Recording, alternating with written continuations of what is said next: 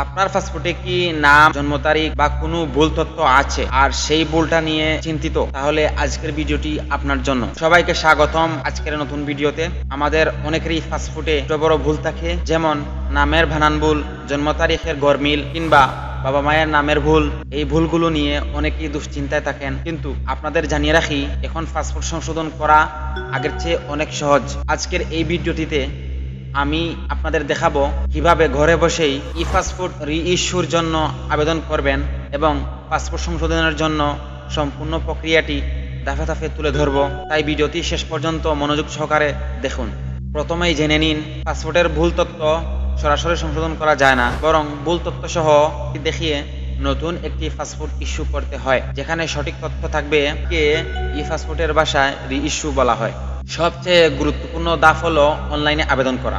প্রথমে আপনাকে ই পাসপোর্টের অফিসিয়াল ওয়েবসাইটে epassport.gov.bd তে যেতে হবে। তো এখন আমরা যাব ই পাসপোর্টের ওয়েবসাইট। আমরা যে কোনো একটা ব্রাউজারে, আপনি মোবাইল থেকে অথবা কম্পিউটার, ল্যাপটপ থেকেও আপনি এটা করতে পারবেন। তাই আমি আমার কম্পিউটার থেকে চলে যাচ্ছি ক্রোম ব্রাউজারে। ক্রোম ব্রাউজারে গিয়ে লিখবেন epassport.gov.bd। এই লিঙ্কটা আমি এই ভিডিওর ডেসক্রিপশন বক্সেও দিয়ে দিব, সেখান থেকে এক ক্লিকেই চলে যেতে পারবেন। ই পাসপোর্টের ওয়েবসাইটে চলে আসার পর আমরা এই যে apply for e passport /reissue এখানে ক্লিক করব। তারপরে এখানে বলা হচ্ছে check ability of e passport in your region. Are you applying from বাংলাদেশে? যদি আপনি বাংলাদেশ থেকে অ্যাপ্লাই করে থাকেন তাহলে ইয়েস দিবেন, আদারওয়াইজ ন। যদি বিদেশ থেকে অন্য কোনো দেশ থেকে করেন তাহলে ন দিবেন এবং সেই দেশটা সিলেক্ট করে দিবেন। তারপরে এখানে বলা হচ্ছে select district of your present address, অর্থাৎ আপনার বর্তমান ঠিকানার জেলা শহরের নামটা এখানে দিতে হবে।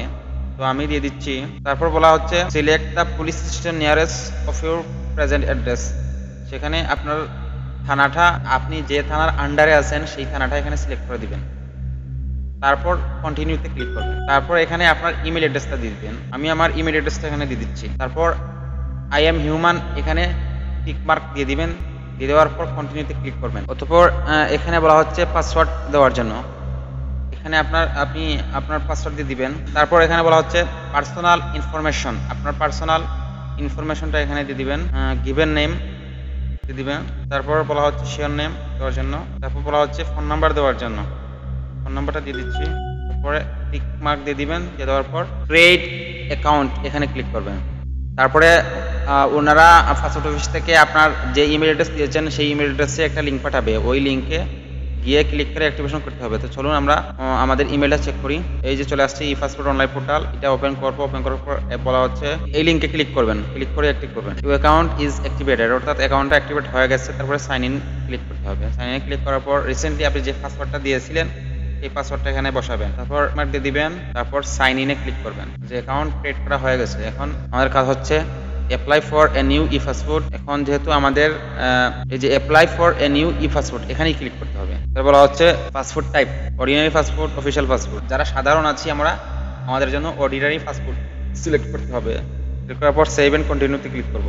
তারপর I apply for my self, আপনি যেহেতু নিজে নিজে করছেন এখানে ক্লিক করবেন, নিজে নিজে করতেছেন। তারপর জেন্ডার সিলেক্ট করবেন, পুরুষ হলে মেল, নারী হলে ফিমেল সিলেক্ট করবেন। তারপর সিলেক্ট প্রফেশন, অর্থাৎ আপনার কি পেশা। আমি স্টুডেন্ট, সেহেতু আপনি যদি স্টুডেন্ট না হন বা চাকরিজীবী হন তাহলে চাকরিজীবী সিলেক্ট করবেন।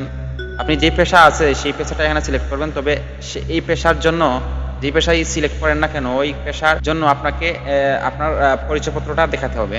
সেজন্য আপনি এটা ভেবেচিন্তে সিলেক্ট করবেন। যে চাকরিজীবী বা অন্য কোনো পেশার বিপরীতে যখন আপনি পাসপোর্ট অফিসে ডকুমেন্ট দেখাতে পারবেন না, তখন পাসপোর্টের অফিসের কর্মকর্তারা আপনার সাথে হয়রানি করতে পারে। সেজন্য আপনি এখানে যেটা সিলেক্ট করবেন সেইটার এগেনস্টে আপনি ডকুমেন্টটা জোগাড় করে রাখবেন, কপি করে রাখবেন। যেহেতু আমি স্টুডেন্ট, আমি এখানে সার্চ দিই স্টুডেন্ট, এখানে ক্লিক করব। স্টুডেন্টটা দিয়ে দিব। আমি যেহেতু স্টুডেন্ট, সেহেতু আমি স্টুডেন্ট যেহেতু সিলেক্ট করেছি, সেহেতু আমার স্টুডেন্ট আইডি কার্ডটা পাসপোর্ট অফিসে যখন ফাইলটা জমা দিব তখন আমার আইডি কার্ডের একটা ফটোকপি ওর সাথে দিতে। তারপর বলা হচ্ছে সিলেক্ট রিজন, আপনার ধর্ম সিলেক্ট করার জন্য সিলেক্ট করবেন, যেই ধর্ম হন না কেন। তারপর বলা হচ্ছে সিলেক্ট ডিস্ট্রিক্ট অফ বার্থ, অর্থাৎ এখানে অনেকে কি করে যে জন্মস্থান বলতে বুঝে ওনার গ্রামের নাম দিয়ে দেন, কিন্তু গ্রামের নাম দিলে হবে না। এটা বলা হচ্ছে সিলেক্ট ডিস্ট্রিক্ট অফ বার্থ, অর্থাৎ আপনার জন্মগত জেলা, মানে কোন জেলায় আপনি জন্মগ্রহণ করেছেন সেই জেলার নাম দিবেন। তো আমার জেলাটা আমি এখানে সিলেক্ট করতেছি। অর্থাৎ আপনার জন্ম তারিখ এখান থেকে দিয়ে দিবেন। এখান থেকে সালটা সিলেক্ট করবেন, তারপরে এখান থেকে মাস, বলা হচ্ছে সিটিজেন। যেহেতু আমরা বাই বার্থ জন্মগত আমরা বাংলাদেশি, সেহেতু আমরা বাই বার্থ দিব। এটাতে ক্লিক করব। ক্লিক করার পর এখানে অ্যাড্রেসগুলো ফুলফিল করে দিবেন। যে এখানে আবার বলা হচ্ছে সিলেক্ট ডিস্ট্রিক্ট, অর্থাৎ আপনার পার্মানেন্ট অ্যাড্রেসের, অর্থাৎ আপনার স্থায়ী ঠিকানা জেলা সিলেক্ট করবেন। তারপর বলা হচ্ছে এখানে সিটি, ভিলেজ, হাউস, অর্থাৎ এখানে ভিলেজ অথবা হাউস যে কোনো একটা দিলে হবে, যেহেতু তাইলে আমরা গ্রামের নাম দিবি। তারপর এখান থেকে ইউনিয়নটা সিলেক্ট করতে হবে। তারপর পোস্টাল কোড অটোমেটিক নিয়ে নিবে। তারপর পুলিশ স্টেশন এখান থেকে সিলেক্ট করবেন। তারপর যদি প্রেজেন্ট অ্যাড্রেস সেম হয়, আপনি যদি আপনার স্থায়ী ঠিকানায় অবস্থান করে থাকেন, তাহলে তাহলে আপনি যে present address is the same as permanent, এটাতে ঠিক চিহ্ন দিয়ে দিবেন। তাহলে আর কিছু পূরণ করা লাগবে না, অটোমেটিক নিয়ে নিবে। তারপর সেভ অ্যান্ড কন্টিনিউ, বর্তমান ঠিকানা অনুযায়ী আপনাকে পাসপোর্ট অফিস অটোমেটিক সিলেক্ট করে দিবে এখান থেকে। তারপর সেভ অ্যান্ড কন্টিনিউতে ক্লিক করবেন। তারপর এখানে বলা হচ্ছে যে আপনার ন্যাশনাল আইডি কার্ড এখানে নাম্বার দিতে হবে, আমি দিয়ে দিচ্ছি। তারপর বলা হচ্ছে আমরা যেহেতু পাসপোর্টটা সংশোধন করতেছি বা রিইস্যু করতেছি, সেহেতু অবশ্যই আমাদের পূর্বে পাসপোর্ট রয়েছে, অর্থাৎ ই পাসপোর্ট থাকে, তাহলে yes I have an electronic passport, এটাতে ক্লিক করব। আর যদি এমআরপি পাসপোর্ট থাকে, অর্থাৎ ই পাসপোর্ট নয়, তাহলে yes I have a machine readable passport, এইটাতে ক্লিক করব।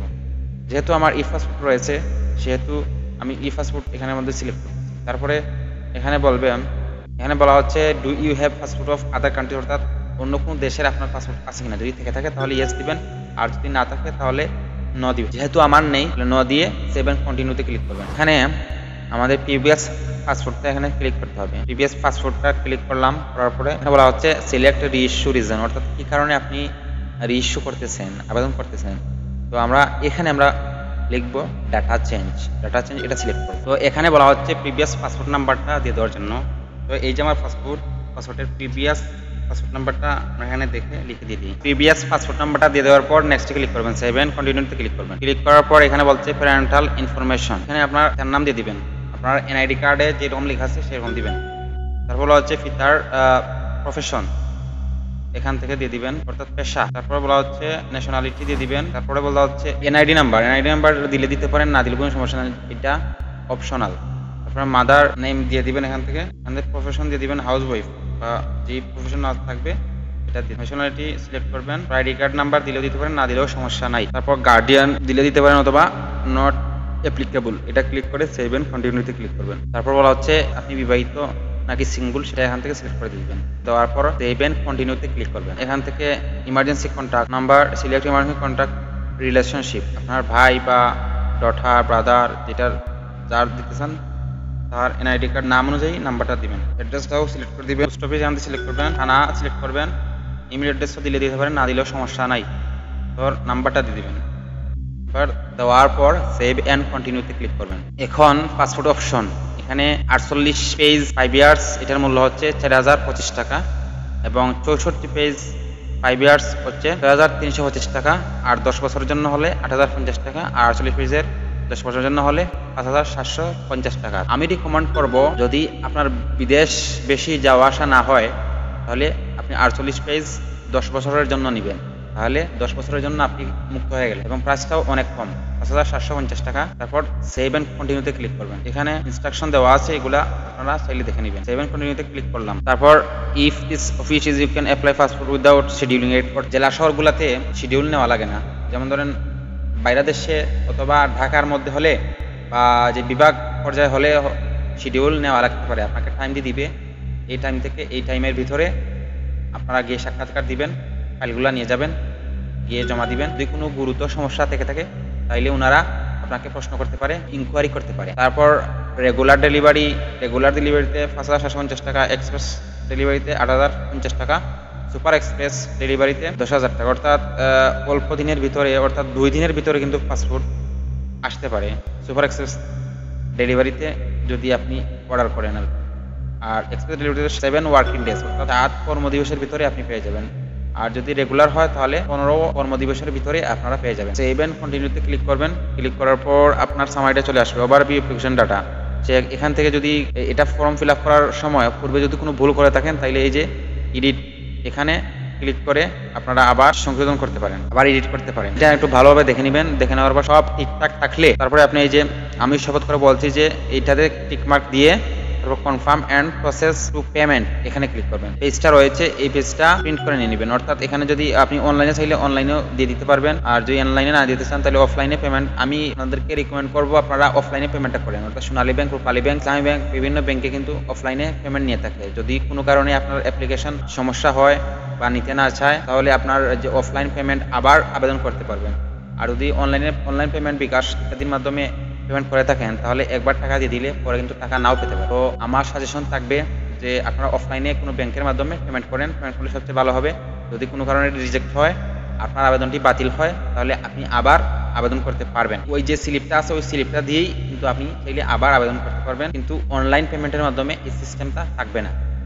তো অফলাইন পেমেন্ট এখানে ক্লিক করলাম, ক্লিক করার পর কন্টিনিউতে ক্লিক করব। সাবমিট হয়ে গেছে। যে অ্যাপ্লিকেশন ডাউনলোড অ্যাপ্লিকেশন ফর্ম এটাতে ক্লিক করবেন, এটা ডাউনলোড করে নেবেন। প্রিন্ট সামারি এটাও ডাউনলোড করবেন। যে প্রিন্ট সামারি এটা ডাউনলোড করার পর আপনারা যে কোনো কম্পিউটারের দোকানে গিয়ে প্রিন্ট করে নিয়ে নেবেন ওইটা, এই অ্যাপ্লিকেশন সামারিটা।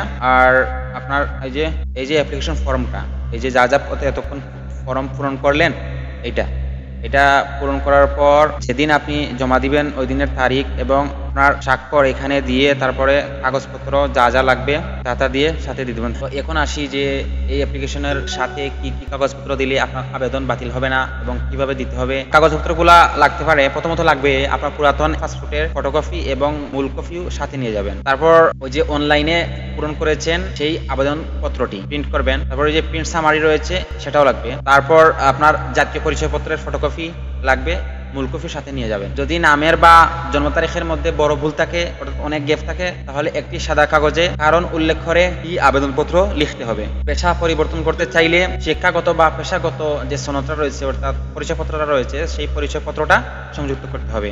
বিবাহিত অবস্থা পরিবর্তন করতে চাইলে কাবিননামা বা তালাকনামা এর ফটোকপি লাগবে। তারপর রয়েছে ফি জমা দেওয়া। ফি জমা দিতে হলে আপনারা যে সোনালী ব্যাংক, রূপালী ব্যাংক, ইসলামী ব্যাংক এই ধরনের ব্যাংকগুলা পাসপোর্টের ফিস জমা নিয়ে থাকে। সেই ব্যাংকে ওই যে অ্যাপ্লিকেশন সামারিটা আছে, সামারিটা নিয়ে যাবেন। নিয়ে গেলে ওনারা আপনার এই পাসপোর্টের এগেনস্টে টাকাটা জমা করে দিবে। জমা করে দিয়ে আপনাকে যে স্লিপটা দিবে, স্লিপটা ওই কাগজগুলোর সাথে একটা ফাইল বানিয়ে ওইটা সবার উপরে রেখে স্টেপলার মেরে আপনারা চলে যাবেন পাসপোর্ট অফিসে। তো পাসপোর্ট অফিসে চলে যাওয়ার পর আপনি প্রথমে চেষ্টা করবেন এডি স্যারের কাছে যাওয়ার জন্য। এডি স্যারের কাছে গিয়ে বলবেন যে স্যার এই সমস্যা আমি আমার এইগুলা সংশোধন করতে চাচ্ছি। আমার মানে সব কাগজপত্রগুলা ওনাকে দেখাবেন। দেখানোর পর আগের চেয়ে এখন অনেক ইজি, ওনারা দেখে ওই দিনই আপনাকে কাগজপত্র সব ঠিকঠাক থাকলে আপনার চোখের আইরিশ ফিঙ্গার ছবি তুলে আপনাকে স্লিপটা দিয়ে দিবে এবং স্লিপের মধ্যে লেখা থাকবে যে কবে আপনি পাসপোর্টটা পাবেন। তো যখন পাসপোর্ট চলে আসবে তখন আপনার মোবাইলে যে নাম্বার দিয়েছিলেন সেই নাম্বারে SMS আসবে যে আপনার পাসপোর্টটা চলে আসছে, আপনি পাসপোর্টটা গ্রহণ করুন। তারপর ওই স্লিপটা আছে, স্লিপটা নিয়ে যাবেন। গিয়ে আপনি বলবেন যে আমার পাসপোর্ট চলে আসছে, SMS আসছে, এই স্লিপের এগেনস্টে আমার পাসপোর্টটা দিয়ে দেন। তো ওনারা পাসপোর্টটা চেক করে আপনাকে দিয়ে দিবে। এই সহজ ধাপগুলো অনুসরণ করে আপনি সহজেই আপনার পাসপোর্টের ভুল সংশোধন করতে পারবেন। মনে রাখবেন NID এর তথ্যের সাথে পাসপোর্টের তথ্য মিল দেখা খুবই জরুরি। আশা করি এই ভিডিওটি আপনাদের অনেক কাজে আসবে। যদি কোনো প্রশ্ন থাকে তাহলে নিচে কমেন্ট করে জানাবেন। ভিডিওটি ভালো লাগলে লাইক দিন, শেয়ার করুন এবং আমার চ্যানেলটি সাবস্ক্রাইব করতে ভুলবেন না। খুবই শীঘ্রই দেখা হবে নতুন কোনো ভিডিওতে। আল্লাহ হাফেজ।